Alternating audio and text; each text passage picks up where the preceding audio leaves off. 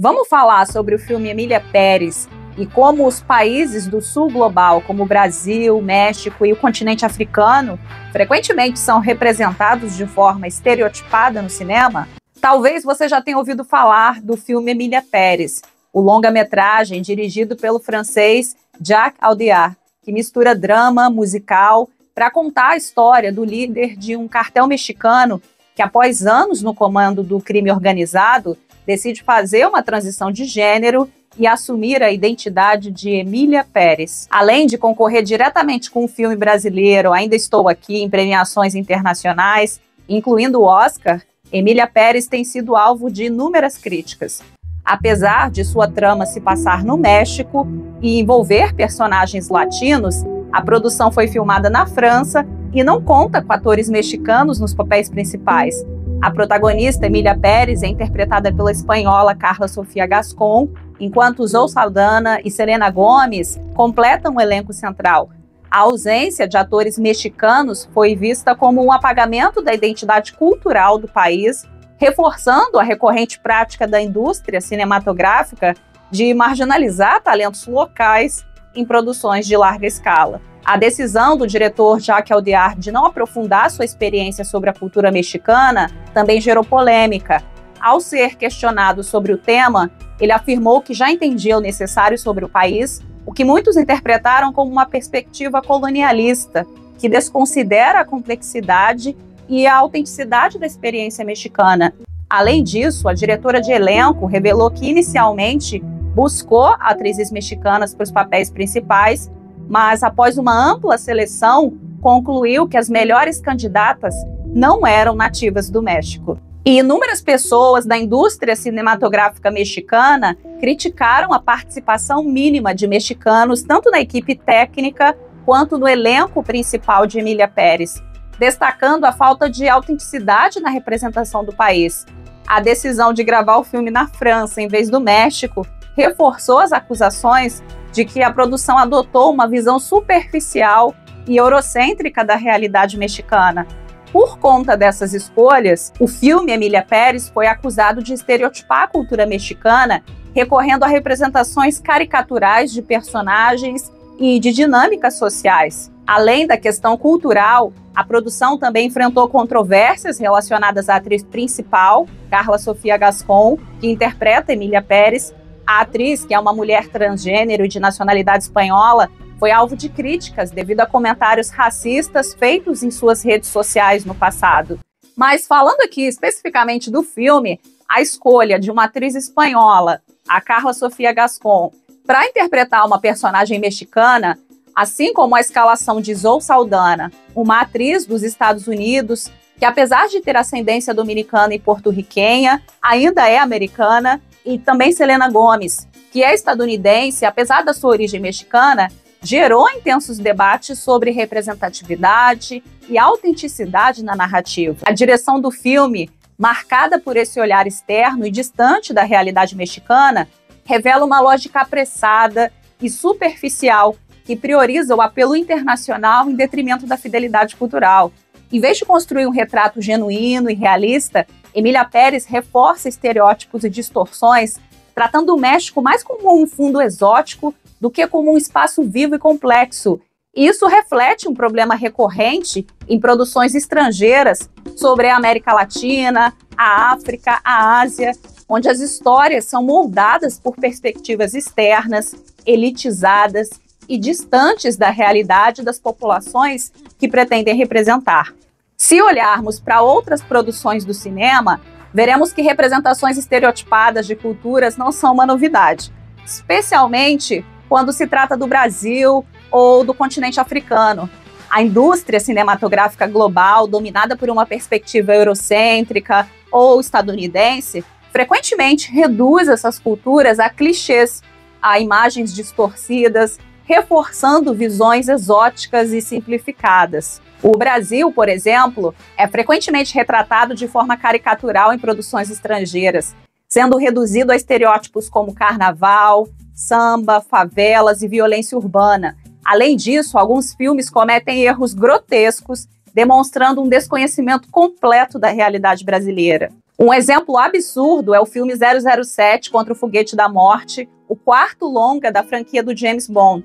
Boa parte da trama se passa no Brasil, mas a produção comete erros terríveis na representação da geografia do país. Por exemplo, no filme, Bond navegava em seu barco nas águas do rio Amazonas até ser perseguido por capangas. E essa perseguição acontece até o momento em que esses capangas se deparam com as cataratas do Iguaçu. Veja bem, ele estava navegando no rio Amazonas, localizado na região norte do país, e foi parar nas cataratas do Iguaçu, presente na região sul. No filme Velozes e Furiosos 5, que se passa no Rio de Janeiro, personagens que deveriam ser brasileiros são interpretados por atores estrangeiros. Um exemplo é Zizi, cuja fala em português apresenta um forte sotaque, evidenciando a falta de autenticidade na representação. Além disso, o Brasil é retratado como um país marcado pela pobreza e violência extrema.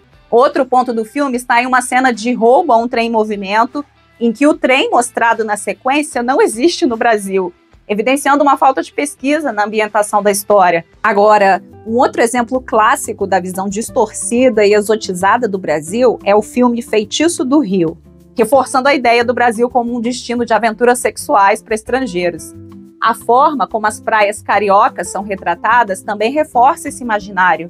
Em uma cena, vemos todas as mulheres fazendo topless na praia.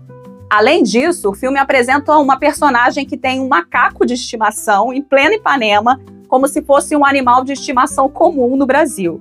Já filmes como O Incrível Hulk, de 2008, estrelado por Edward Norton, apresentam personagens brasileiros interpretados por atores de outras nacionalidades. O filme, que no início é ambientado em uma favela no Rio de Janeiro, os personagens falam português com sotaque de Portugal. E esse é um problema recorrente em produções estrangeiras, ignorando completamente as características culturais, linguísticas e raciais do país. O continente africano, por sua vez, sofre com um tratamento cinematográfico ainda mais reducionista, sendo constantemente retratado como um lugar de miséria, conflitos armados, doenças e povos primitivos. Essa abordagem simplista reforça visões distorcidas e eurocentradas, apagando a diversidade cultural, histórica e social do continente. Um exemplo desse apagamento é o Egito, frequentemente retratado sob uma perspectiva embranquecida, de modo que muitas pessoas sequer o reconhecem como parte da África. O cinema desempenhou um papel significativo na construção dessa narrativa, com produções como Cleópatra, estrelado por Elizabeth Taylor, ou Deuses do Egito. Filmes desse tipo perpetuam a ideia de que o Egito Antigo foi uma civilização separada da identidade africana, ignorando sua profunda conexão com outras culturas do continente. E assim como acontece em Emília Pérez, esses exemplos mostram como países do sul global são retratados a partir de um olhar externo, distorcido, perpetuando narrativas que reduzem países e povos inteiros a estereótipos. Muitas dessas produções utilizam elementos caricaturais e exóticos para construir suas histórias, reforçando clichês, ao invés de aprofundar a complexidade e a diversidade das sociedades representadas. E quem criticou essas representações de forma genial foi o curta Johann Sacrebu, que subverte os mesmos clichês explorados em Emília Pérez, mas dessa vez satirizando a visão estereotipada sobre a França.